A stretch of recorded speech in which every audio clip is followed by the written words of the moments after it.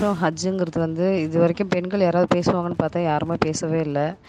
எப்படின்னா மினாக்கு நைட்டு பிற 7 அன்னைக்கு நைட்டு பஸ் வரும் அப்படின்னு சொல்லி அசர்லேருந்து நாங்கள் ரெடியாக இருந்தோம். அன்னைக்கு வந்து நைட்டு படுங்க, அதான் ஒருத்தவங்க பதிவிட்டிருந்தாங்க, செக்யூரிட்டி வந்து நைட்டு படுங்க, நாங்கள் 12 மணிக்கு பஸ் வந்துடும் எழுப்புறேன்னு சொல்லி சொன்னாங்க. யாருமே விடிய விடிய தூங்கவே இல்லை. இந்த வந்துடும், இந்த வந்துடும், இந்த வந்துடும், இந்த வந்துடும். ஆனால் 11 மணிக்கு மேலே நடந்து தான் போகணும் அப்படிங்கிற ஒரு சூழலை ஏற்படுத்தி கொடுத்து அன்றைக்கி ஜும்மா ரொம்ப இக்கட்டான சூழல். ஏன்னா வயசானவங்க, முடியாதவங்க எல்லாமே இருக்காங்க. வெயில் இந்த ஊரில் ரிசப்ஷனில் போயிட்டு வாக்குவாதம் நடக்க ஆரம்பிச்சிருச்சு. ஏன்னா எந்த அரேஞ்ச்மெண்ட்ஸுமே இல்லை. சொல்லப்போனால் வந்து இறக்கி விட்டதோட அவங்க வேலை முடிஞ்சிச்சு, லக்கேஜ் கொடுத்ததோட முடிஞ்சிச்சு. அதுக்கப்புறம் என்ன ஏது எதுவுமே வந்து பார்க்கவே இல்லை. நாங்களா தேடி தேடி போய் தான் செய்கிறோம். இந்த 5 நாளைக்காவது ஏதாவது யாராவது தமிழ் ஆளுங்களை அரேஞ்ச் பண்ணியிருந்துருக்கணும். ஆனால் நீங்கள் பண்ணவே கிடையாது. ஏன்னா மினா டென்ட்டுக்கு கொண்டு போய் விட்டோன்னா கண்ணை கட்டி காட்டில் விட்ட மாதிரி அங்கே ஒரு கூடாரம் கிடையாது. சரிங்களா?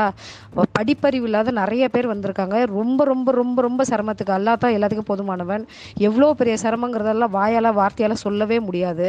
ஏன்னா அன்றைக்கி ஈது ஜமராத்தில் கல்லெறிகிற வரைக்குமே கூட கும்பலோட கும்பலாக எல்லாம் போகிறாங்க. நம்மளும் போவோம்னு சொல்லிட்டு போயிட்டு முஸ்தலிஃபாவுக்கு போகிற வழியில என் வீட்டுக்காரர் மயங்கி விழுந்துட்டாரு. எனக்கு ஹெல்ப் யாருக்கு கேட்குறதுங்கிறதே தெரியல. எல்லாம் ஹிந்தி, எல்லாம் அரபி, யாருக்குமே இங்கிலீஷ் தெரியல.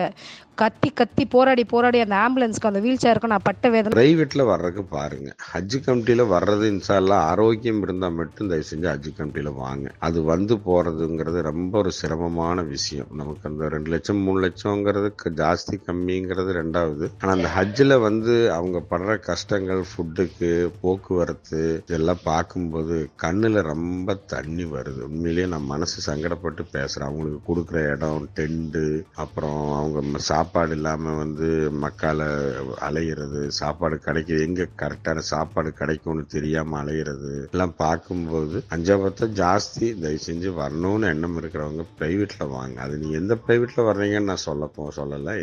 ஏதோ ஒரு ப்ரைவேட் அவங்க அளவுக்கு ஒரு 80-90% அவங்கள வந்து அவங்க கொண்டு நடத்திடுறாங்க. சமயத்துக்கு சாப்பாடு, ஆகாரம், பாக்கி உள்ளது எல்லாமே. தயவு செஞ்சு அதை கொஞ்சம் மனசில் வச்சுக்கங்க. தப்பாக நினச்சிக்காதீங்க. அஸ்ஸலாமு அலைக்கும்.